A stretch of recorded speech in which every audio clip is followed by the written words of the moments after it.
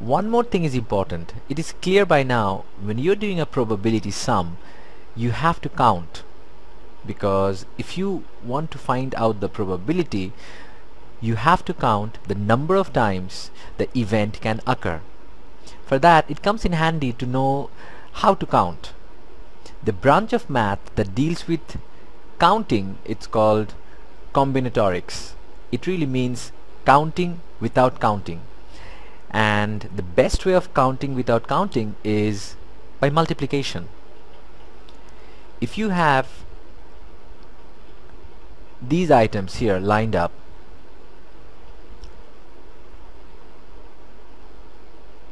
one after the other like this, so we have 5 items in a row, and 1 2 3 4 5 6 7 items in the column. If you want to count how many items there are, you can just use the technique of multiplication, where we count without counting.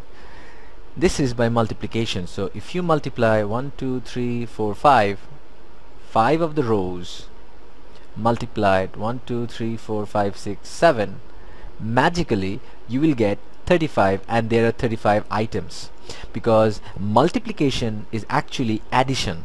When you're multiplying 5 with 7, which of course you have memorized it, when you multiply from the tables of 5 or 7, when you multiply 5 with 7, it means you're adding 5 7 times. It's like this: 5 plus 5 plus 5 plus 5 plus 5 plus 5 plus 5. 5 plus 5 is 10, 10 plus 5 is 15, 15 plus 5 is 20, 20 plus 5 is 25, 25 plus 5 is 30, 30 plus 5 is 35. So all you do is just multiply. So by the multiplication rule, counting becomes very easy. One of the most important counting, it's called counting the number of arrangements. Counting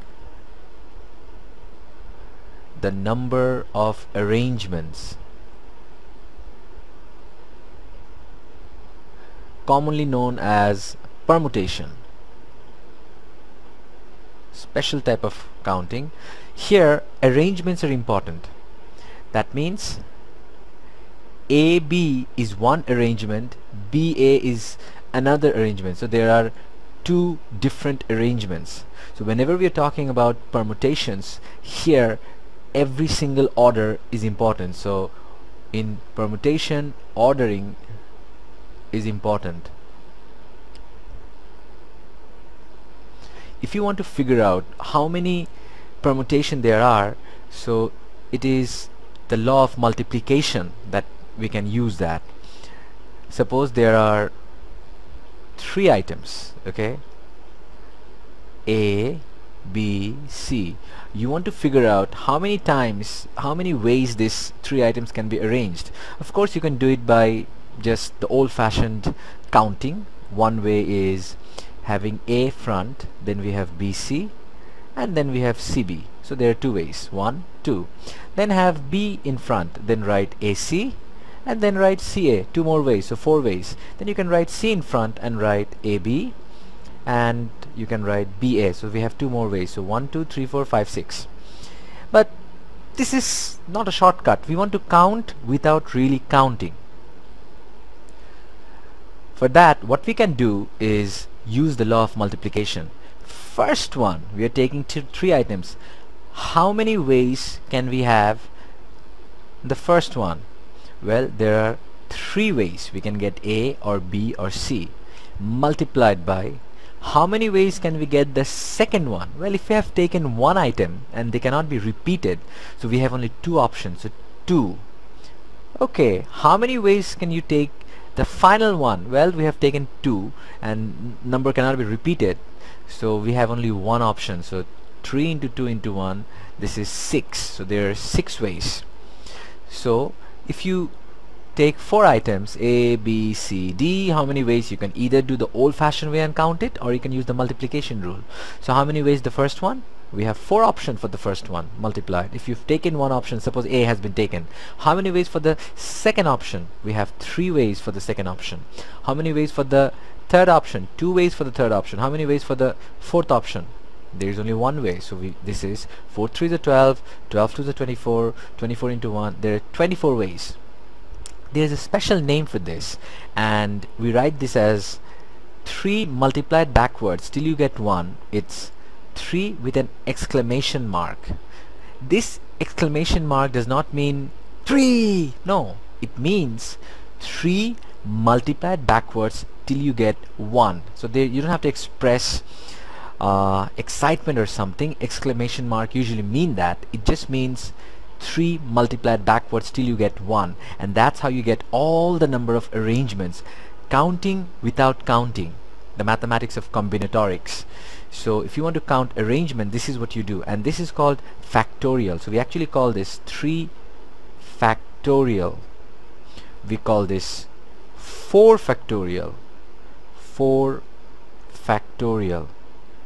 Now before I end this, I want to talk about, what about you have number of items but you want to choose only something from them. You don't want to choose all of it. For example, if you have 3 items A, B, C, if you want to choose only 2, choose only 2 out of 3 items, then how do you know how many arrangement would be? First, if you write it out, it can be A, B, or it could be B, A, 2 arrangement of this.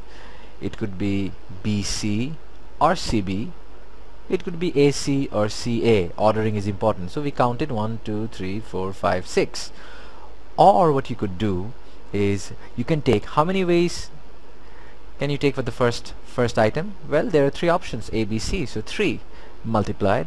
How many ways do you have for the second option? We have 2 options, B and C, so 2. You stop there, it's 6. Of course, since the third item is 1, and if you multiply 3 into 2 into 1, it's also 6. It's a coincidence. So this is how you do it. An example of, how about you have 4 items. So let me do it here. So if you have 4 items, A, B, C, D, and out of these choose 2 items. How many ways can you do that? So counting without counting. So if you want to know the permutation, the number of arrangements, first one you have 4 options multiplied by, for the second one you have 3 options, and that's it, you stop. So there are 12 ways of choosing 2 items out of 4 items. If you want to choose 3 items, then you have 4 ways of choosing the first item, A, B, C, D. Now 1 has been taken, suppose A has been taken. You have 3 ways of choosing the second item, and you have 2 ways of choosing the third item. So if you multiply this, 4 3s are 12, 12 2s are 24. So there are 24 ways of selecting 3 items out of 4 items. So this will help you to count when you are calculating the number of events. So counting is very important when you're doing probability.